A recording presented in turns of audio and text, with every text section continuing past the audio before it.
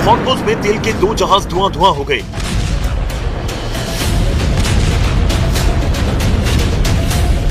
America ने आरोप लगाया कि हमला ईरान ने किया, जिसका बदला बराबर लिया जाएगा। ईरान ने अब तक हमले पर अपना स्टैंड क्लियर नहीं किया है, लेकिन जिस स्टाइल में तेल के टैंकरों को जलाया गया, वो युद्ध को विस्फोटक ग्राउंड में ले जाने के लिए काफी है। हॉर्मुज़ स्ट्रेट में ओमान तट के करीब लिमाह में ब्रिटिश तेल कंपनियों के जहाज को बम धमाके से तबाह किया गया है। दूसरा हमला हॉर्मुज़ स्ट्रेट से गुजर रहे एक कतरी LNG टैंकर पर हुआ। अमेरिका ने ईरान पर इन हमलों के आरोप लगाए। इसके बाद गुस्से में ट्रंप ने वही धमकी दी, जिससे एटम बम के धमाके का सिग्नल मिल रहा है। ट्रंप ने ईरान से कहा कि डील करो, नहीं तो काम खत्म कर देंगे।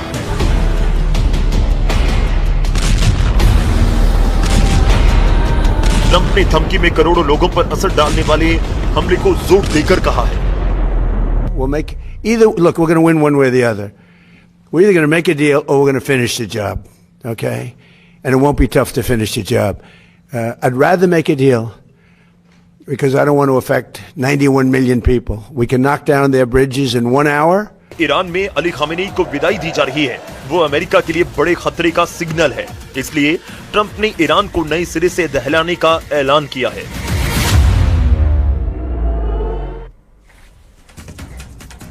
देखिए, अब धीरे धीरे ऐसा लग रहा था कि स्थिति सामान्य हो रही है और अब जाकर मिडिल ईस्ट में तनाव कम हो जाएगा, लेकिन हम आपको अब पूरी खबर समझाते हैं। अब आप खबर समझिए किस तरीके से फिर से तनाव की स्थिति बनती हुई मिडिल ईस्ट में दिख रही है। और सबसे पहले तो आप ये जान लीजिए कि इससे जुड़ा ताजा अपडेट क्या है। देखिए, पिछले 24 घंटे में क्या क्या हुआ उसकी पूरी टाइमलाइन हम आपको समझाते हैं। अमेरिका ने ईरान के 80 ठिकानों पर हमले किए। अमेरिका ने ये हमले ईरान के हॉर्मुज़ में जहाजों पर हमले के जवाब में किए हैं। ट्रंप ने ईरान से सीज फायर खत्म होने का घोषणा उसकी ऐलान भी कर दी है और यह भी कहा कि अब अमेरिका ईरान से कोई डील नहीं करना चाहता है। इधर ईरान की रिवोल्यूशनरी गार्ड्स ने अमेरिका पर हमले का दावा किया है और ईरान ने यह दावा किया है कि उसने बहरीन और कुवैत में 85 अमेरिकी सैन्य ठिकानों को निशाना भी बनाया है। वहीं सीज फायर को लेकर ईरान ने भी कहा कि धमकियों के माहौल में कोई बातचीत या समझौता नहीं होगा, यानी कि ईरान भी अपने आप पर स्टैंड लिए हुए है। तो इन सब के बीच हॉर्मुज़ से भारतीय झंडे वाला जहाज वापस लौट गया, जो कि कुवैत का 20 लाख बैरल कच्चा तेल लेकर जा रहा था। और आप जानते हैं कि स्ट्रेट ऑफ हॉर्मुज़ से ही ज्यादातर जहाज पास करते हैं। अब भारतीय जहाज लीला वादिनार बुधवार को हॉर्मुज़ स्ट्रेट के पास से वापस लौट गया है। अब इन नए हमलों का भारत पर क्या असर पड़ेगा, ये समझने से पहले आप अमेरिका ईरान युद्ध की टाइमलाइन समझ लीजिए। 28 फरवरी को अमेरिका इजराइल ने ईरान पर हमले शुरू किए। ईरान के सुप्रीम लीडर खामेनेई हमले में मारे गए। 1 से लेकर के 10 मार्च के बीच में ईरान की तरफ से भी जवाबी हमले किए गए।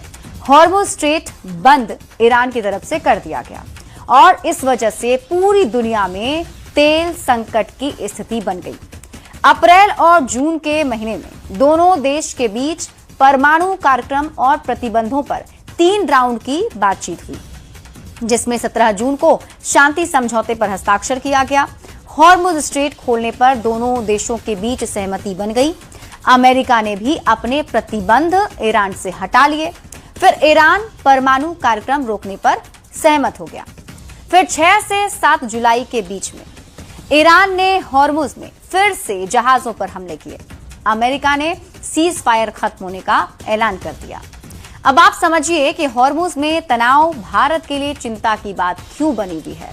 तो ये चिंता इसलिए है क्योंकि भारत अपनी कुल तेल खपत का लगभग 60% से 70% हिस्सा इंपोर्ट करता है, यानी बाहर से मंगाता है। और भारत आने वाले कच्चे तेल से भरे जो टैंकर हैं, जो जहाज है, वो इसी स्ट्रेट ऑफ हॉर्मुज़ से गुजरते हैं। अब तेल की आपूर्ति बाधित होने और कीमतों में भारी उछाल का खतरा बन रहा है।